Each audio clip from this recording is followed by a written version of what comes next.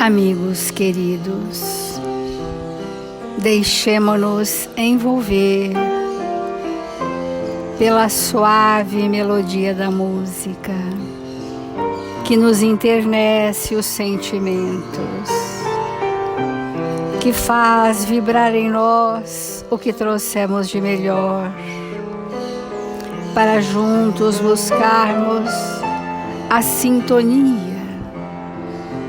com Jesus, Mestre amado, e com os amigos espirituais responsáveis por este Evangelho.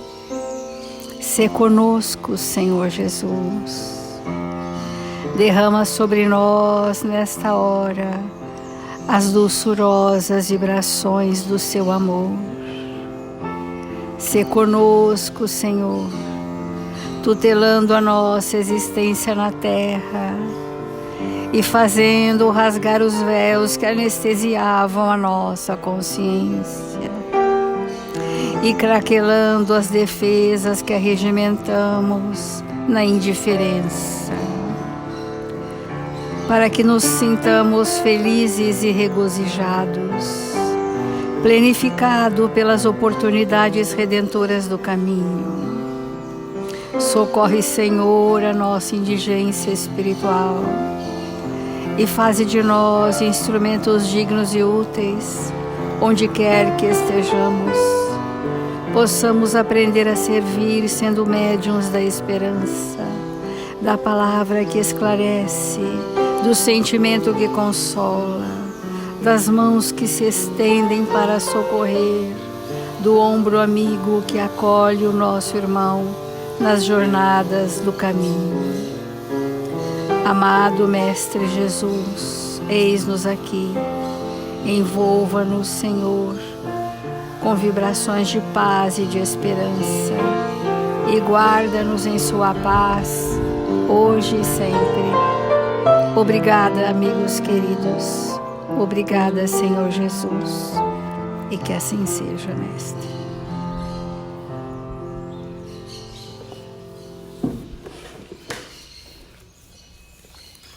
Do Evangelho segundo o Espiritismo, o amar o próximo como a si mesmo. A lei de amor.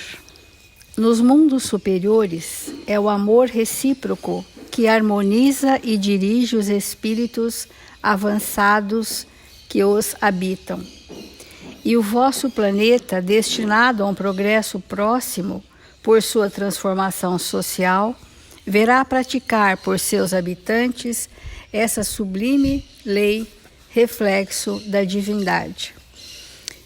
O planeta Terra está a caminho de estarmos reconciliados com as leis divinas, porque este é o estado de regeneração. Quando vamos nos sentir em estado de regeneração? Quando as nossas vibrações estiverem em ressonância com as leis divinas. Esse é o estado do espírito regenerado. Então, a lei do amor, ela vai reger a regeneração do planeta Terra. Esse é o estado vibratório esperado por todos nós, né? E para isso, nós estamos falando da prece como sendo um hábito espiritual para que nós possamos fazer um caminho livre, um fluxo contínuo entre os espíritos superiores que em nome de Jesus nos amparam e as nossas escolhas, o nosso livre-arbítrio, as nossas ações no bem e principalmente os nossos relacionamentos. Pela própria pedagogia do contraste, nós estamos sempre inseridos em situações ameaçadoras, intimidatórias, desafiadoras, provacionais, tormentosas, porque isso é um bem para nós. É um bem que vai aferir quem somos. É diante das chamadas tentações que nós vamos dizer quem sou, o que verdadeiramente eu trago comigo, o que me faz sucumbir ainda, o que não está pronto em mim que eu reincido todas as vezes. E a isso nós vamos chamar invigilância. Então, ontem nós trouxemos uma lição do Emmanuel, do Palavras de Vida Eterna, que vai estudar o mesmo versículo que nós vamos continuar estudando hoje, só que agora no Fonte Viva. Vigiemos e oremos. Vigiai e orai para não cairdes em tentação. Ontem nós começamos a falar que a tentação é uma evidenciação de aspectos da nossa anterioridade que não foi resolvido por nós mesmos. É como se insurgisse do nosso passado situações passionais, situações competitivas, todas as mazelas que compõem a nossa personalidade, que ainda não foram transformadas, que vêm de um passado arquissecular, elas podem ser estimuladas por pessoas, por situações, por circunstâncias reencarnatórias ou por mim mesma. Porque as tentações nem sempre vêm de fora. Eu posso, através da forma como eu penso, estimular que as questões doentes da minha personalidade emerjam e muitas vezes prevalecem nas minhas ações. É isso que nós estamos entendendo como invigilância. E Emmanuel diz assim: as mais terríveis tentações decorrem do fundo sombrio de nossa individualidade, assim como o lodo mais intenso, capaz de tisnar o lago, procede do seu próprio seio. Ontem nós falávamos que quando nós somos invigilantes, nós fazemos um mergulho nesse lodo que é o nosso passado sombrio, né?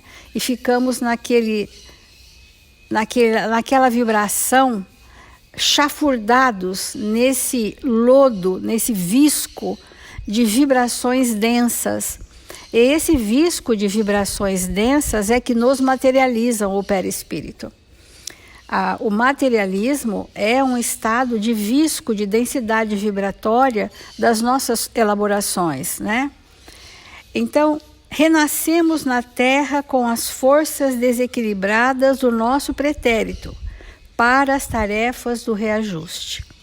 É assim que nós estamos no planeta Terra e por alguns séculos ainda estaremos. Nas íntimas relações com os nossos parentes, somos surpreendidos pelos mais fortes motivos de discórdia e luta. Porque nós às vezes vamos pensar que é na vida social é que nós vamos sofrer tentações. Isso também é possível. Mas no planejamento reencarnatório, as nossas tentações vêm de estímulos emocionais dos próprios parentes, daqueles a nós confiados, para que pudéssemos aprender a amar. Essa é o maior aspecto da nossa invigilância, porque às vezes, socialmente, nós nos seguramos na moral social. Nós temos hábitos educados, nós temos comportamentos adequados e não transparece a nossa anterioridade. Mas muitas vezes, no ambiente íntimo onde nós estamos, é que nós voltamos para essa anterioridade na invigilância. Então, às vezes, o que o Evangelho chama os déspotas do lar, né? Aqueles que não são queridos, são aqueles de nós que fazemos questão de evidenciar o que trouxemos de pior, e isso chamamos de invigilância. E mais interessante nessas invigilâncias é assim, nossa elaboração de pensamento, o pensamento característico, aquilo que povoa, aquelas cenas constantes na nossa mente, elas não são apenas imaginações, elas têm personagens. Quando nós fazemos um pensamento, nós estamos fazendo imagens da nossa anterioridade. Essa anterioridade não é uma lembrança, ela é uma cena viva que tem personagens. Esses personagens são aqueles encarnados ao meu redor e os desencarnados ao meu redor.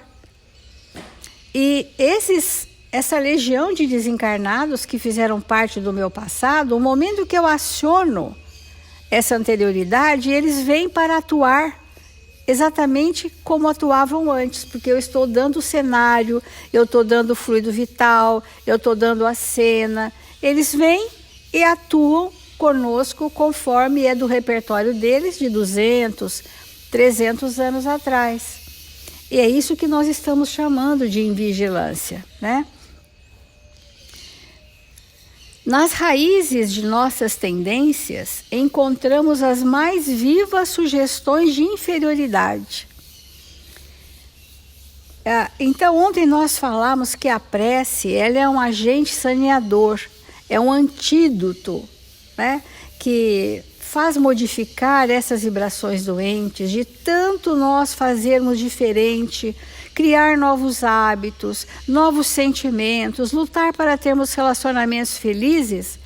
Aquele quadro de memória, que é o palco da nossa invigilância, ele vai sofrendo alterações. Ele vai sendo dinamizado pelas nossas construções felizes do hoje.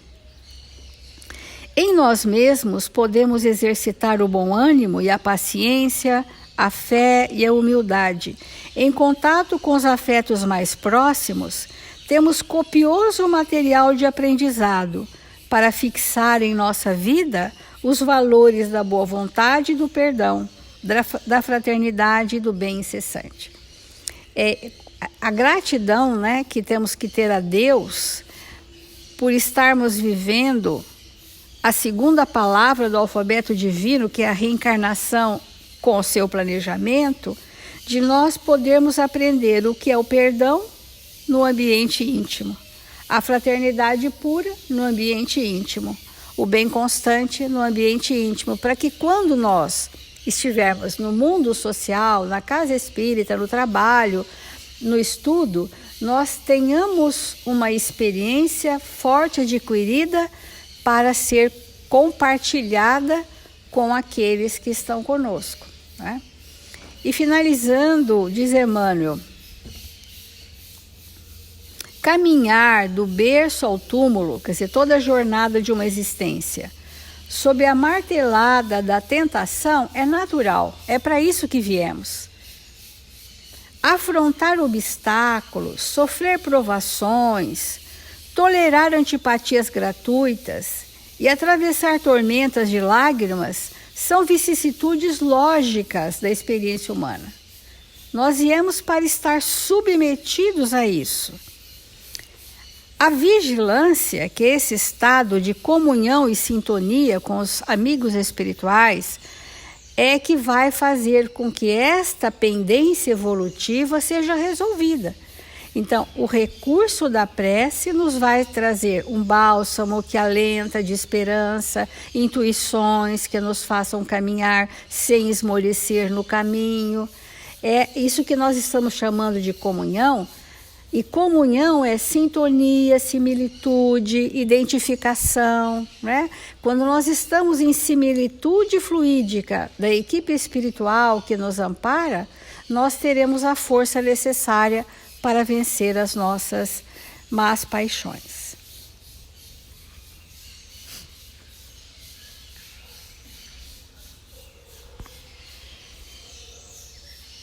Nós estamos demorando o nosso pensamento nessa ideia da prece, porque é mesmo necessário que nós possamos compreender cada vez mais profundamente esse recurso que nós temos à nossa disposição todo o tempo todo, para promover em nós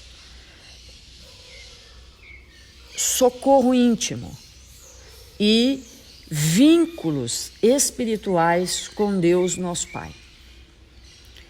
Então, quando nós fazemos uma prece para alguém, que alguém nos busca, faça uma prece comigo. Como nós falamos ontem,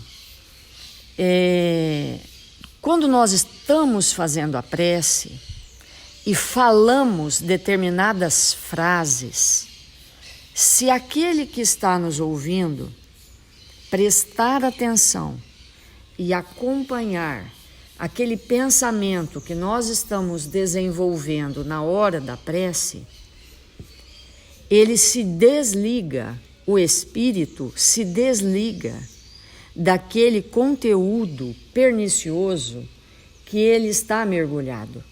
Porque a prece é isso, é como se nós passássemos um fio de prumo no pensamento, e aquele pensamento que está embaralhado e aquelas emoções corrompidas, ao pinçarem aquele fio de luz que nós estamos introduzindo naquele campo mental, aquele fio de luz passa a ser uma linha condutória para desanovelar o pensamento e as emoções destrambelhadas. Então, quando nós fazemos a prece e damos um comando firme para aquele que está nos ouvindo, ele acompanha aquele pensamento, alinha o pensamento dele com o fio do nosso pensamento, e ele vai subindo, saindo daquela situação em que ele se encontra.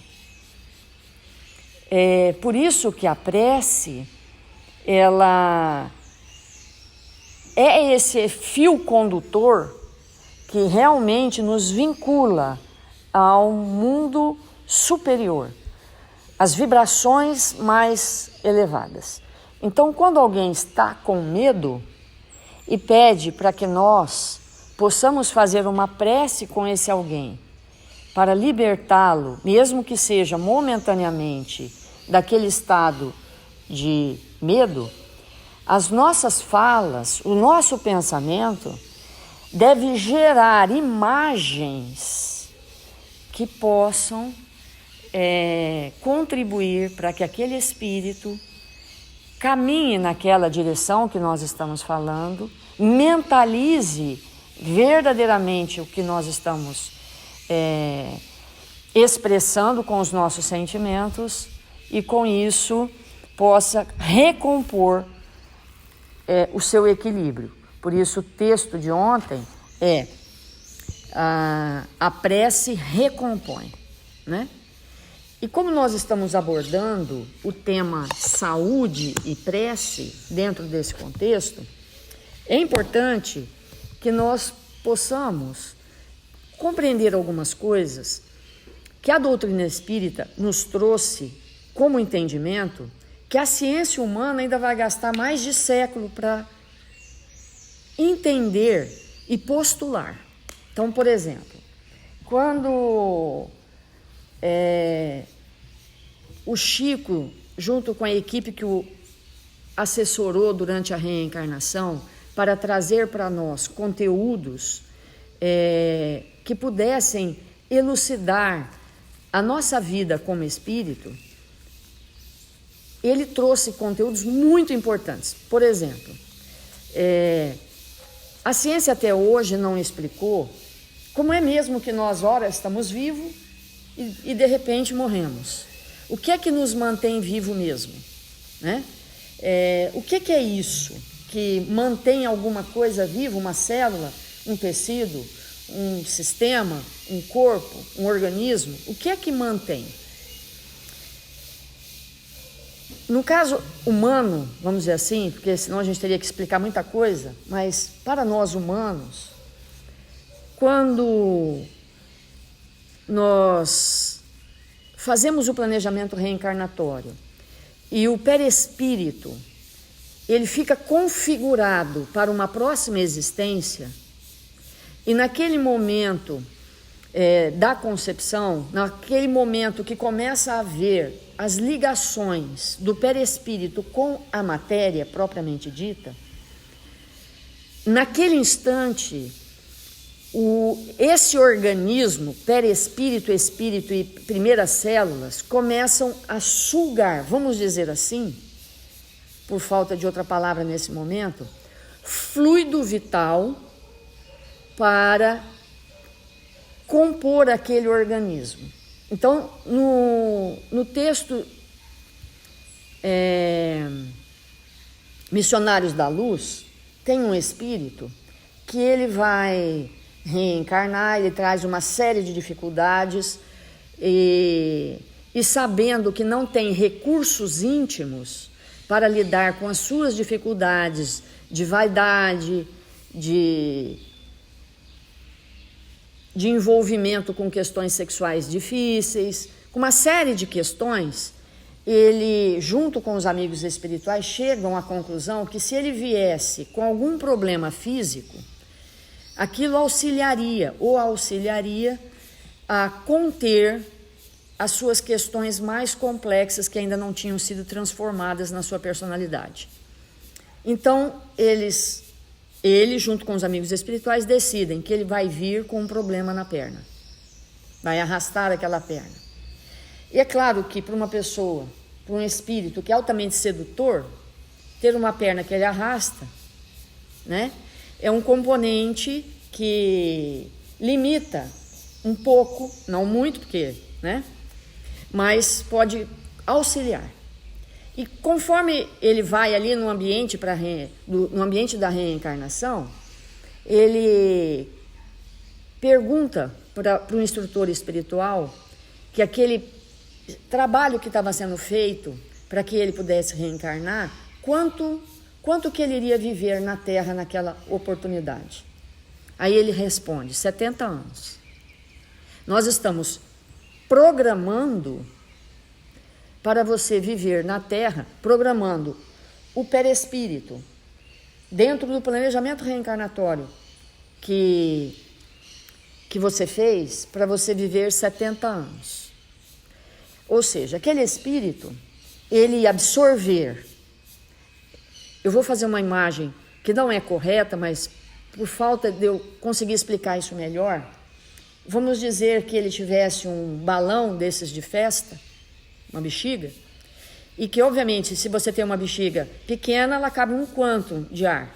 Se você tem uma bexiga média, ela cabe 2 quantum. Se você tem uma bexiga maior, ele cabe 3 quantum de ar, né? Então, naquela hora, aquele perispírito, ele estava estruturado para absorver do fluido cósmico universal um quantum que iriam mantê-lo por 70 anos vivo. Essa energia vital que nós temos, ela permeia célula a célula. Entre uma célula e outra célula, tem um quantum de energia vital. É isso que mantém essas células unidas. É isso que mantém o tecido feito, porque ali há um cimento. Esse cimento é fluido vital. Então, quando nós estamos encarnados e não sabemos aproveitar para a construção de nós mesmos esse fluido vital que nos vitaliza, que nos permite ficar encarnados, nós, como temos falado, adoecemos. Então, naquele momento que ele está organizando a sua vinda, o amigo espiritual fala: eu espero que com esses 70 anos você retorne um espírito completista. É a primeira vez ali que é dito esse termo. Ou seja, que ele aproveite toda aquela energia vital que vai manter um corpo por 70 anos para ele construir na intimidade dele o que ele não havia construído anteriormente, a ponto de precisar vir com uma perna seca e arrastar. Então, ele vai dar aquele comando para aquele espírito, para que ele tenha aquele entendimento. E nós, com isso, entendendo que nós estamos vivos, porque temos fluido vital que adere ao corpo no momento que há um acoplamento entre o perispírito e as moléculas materiais que vão compor o nosso perispírito, esse entendimento auxilia que nós possamos ter melhor aproveitamento da prece. Por quê? Na hora que eu tenho um ataque de cólera, na hora que eu tenho um ataque de ciúmes, na hora que eu tenho um ataque de vaidade, de prepotência, na hora que eu me desmancho energeticamente em função de uma característica perniciosa da minha personalidade, se eu buscar a prece, o que vai acontecer? Nós podemos, naquele momento, caímos, seja lá por que foi o motivo, caímos. Percebemos que, ao cair, milésimos de segundos depois, nós vamos estabelecer na nossa intimidade física e perispirítica um campo para a manifestação da doença. Se naquele momento eu tomo essa consciência, olha, caí de novo, vou fazer uma prece, para que essa prece possa aurir do ambiente em que eu estou, de novo, um quantum de energia que eu perdi naquela atitude contrária às leis divinas. Então eu vou pedir, vou implorar que eu tenha uma nova oportunidade, vou pedir a Deus que eu tenha uma nova oportunidade de não cair nesta tentação de novo. Que Ele me conceda naquele momento um quantum de energia que eu perdi em função dos meus desequilíbrios. E eu vou me comprometer a não cair nessa esparrela outra vez. Eu vou me comprometer.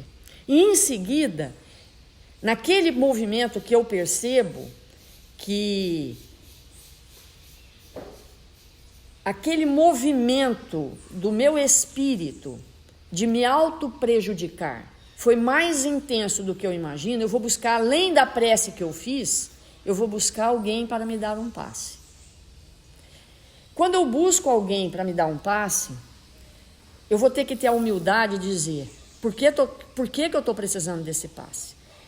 Você pode me dar um passe, porque de novo, outra vez, uma vez mais, eu caí nas mesmas dificuldades de sempre, que embora eu esteja me esforçando, novamente eu me esbarrei nas minhas dificuldades. Então aquele espírito vai pronunciar em voz alta uma prece, ou vai nos dar o passe e nos recompor. Isso começa a criar em nós um hábito. Da mesma maneira que quando a gente tem uma dor de cabeça, a gente abre um armarinho da nossa casa e pega um medicamento, ou vai tomar um chá, ou vai fazer alguma coisa, nós começamos a nos socorrer espiritualmente. Espiritualmente. Se toda a humanidade fizer isso, por 50 anos, fecham-se todos os laboratórios de medicamento do mundo. Posso afiançar, assinar embaixo. Fecha. Porque nós teríamos aprendido a buscar o próprio recurso que o Pai nos ofereceu. Então, na hora da prece, essa prece que recompõe, eu preciso, quando eu caio, me socorrer imediatamente e não esperar 24 horas para eu ter um mal-estar gástrico, esperar 3 meses para eu ser acometida de um vírus, esperar 6 meses para aquilo virar um tumor. Não, eu posso me socorrer agora, porque espiritualizar a existência é perceber que erramos e nos socorrer imediatamente. E a prece é esse elemento que nós precisamos nos convencer da eficácia. Eu te tratei mal? Eu preciso de prece. Eu preciso de prece. Porque eu não te tratei mal sozinha. Eu preciso correr para a prece. me socorrer. Eu falei mal de você para alguém, ou eu simplesmente pensei o mal de alguém, eu tenho que estar num nível de consciência de falar, nossa, pensei mal daquela pessoa, deixa eu fazer uma prece para me socorrer, porque isso terá consequências imediatas para mim, já teve, e isto já teve consequências imediatas para mim. E essas consequências, elas são perispiríticas e físicas, automáticas. Então, a prece não é só um elemento de contemplação, mas é um elemento de socorro. Eu preciso me socorrer com a prece. O hábito. Nossa, eu pensei isso de fulano, peraí. Não vou dar 3 passos antes que eu me alinhe. Isso é muito importante. Então, naquela hora, nós vamos estudar, gente.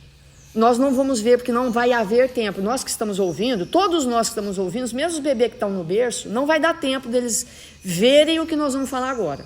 Não vai dar tempo, porque vai custar mais tempo, porque a humanidade, em função do seu destrambelhamento, do seu egoísmo e do seu orgulho, ainda não merece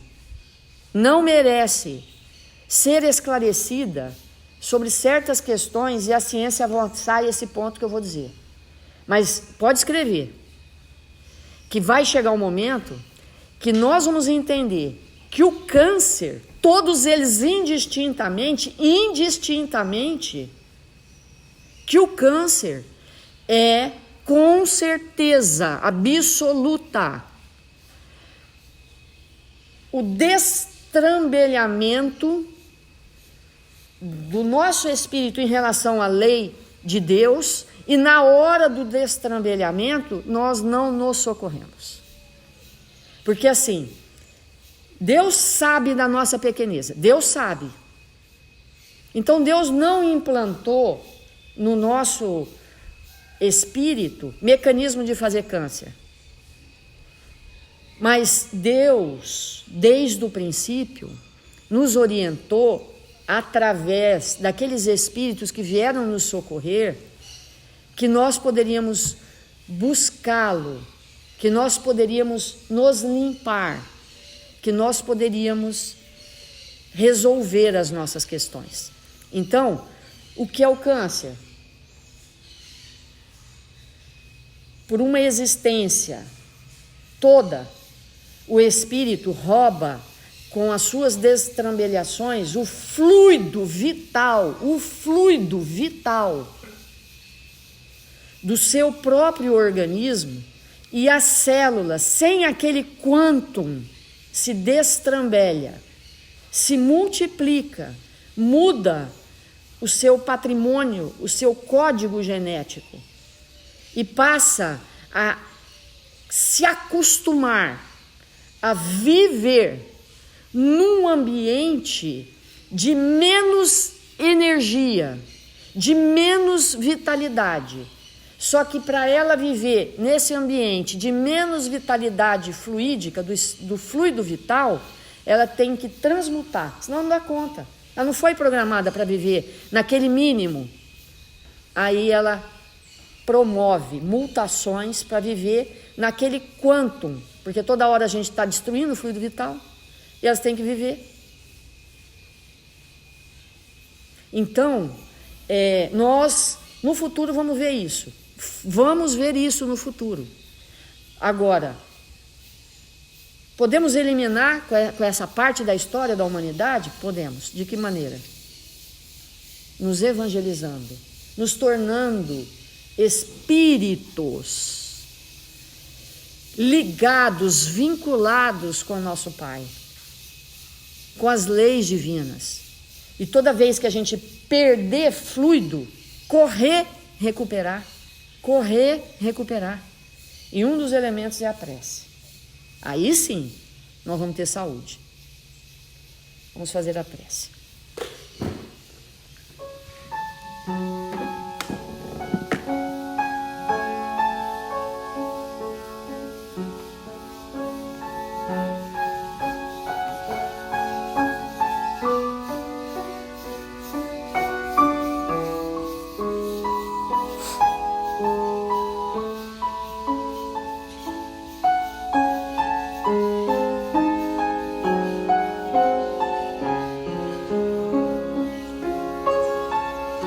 Senhor Jesus,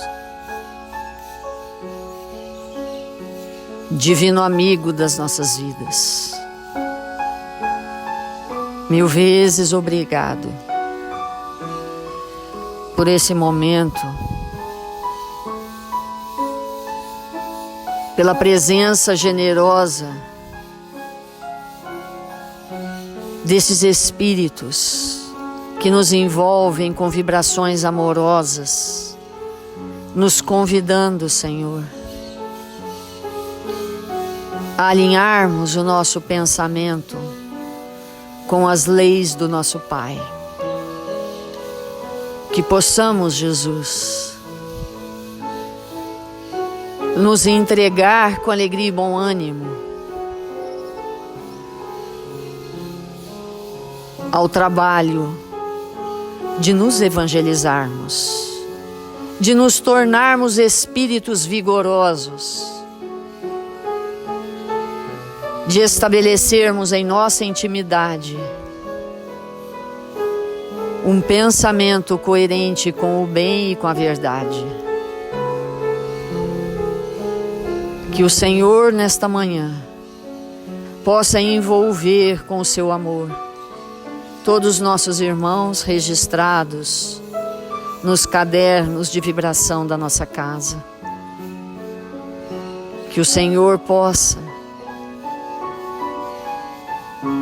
verdadeiramente derramar sobre eles tudo o que eles necessitam para se recuperarem, tornarem-se saudáveis do corpo e do espírito.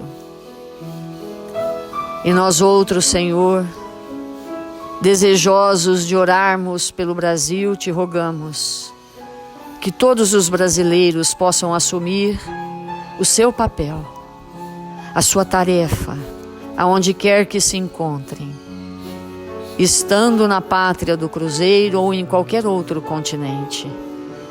Que nós possamos nos entregar com alegria e bom ânimo a realizar o que viemos fazer. Que nós possamos nos evangelizar, nos amparar uns aos outros e fazermos desta nação, Senhor, a pátria do Evangelho. Que o Senhor nos abençoe, hoje e sempre.